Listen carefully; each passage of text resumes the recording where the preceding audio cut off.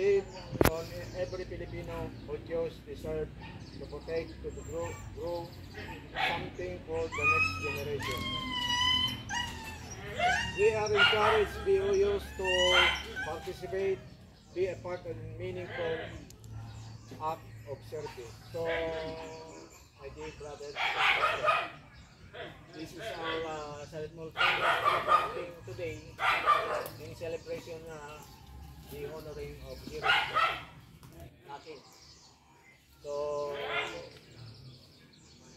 this is very important kasi in the Philippines,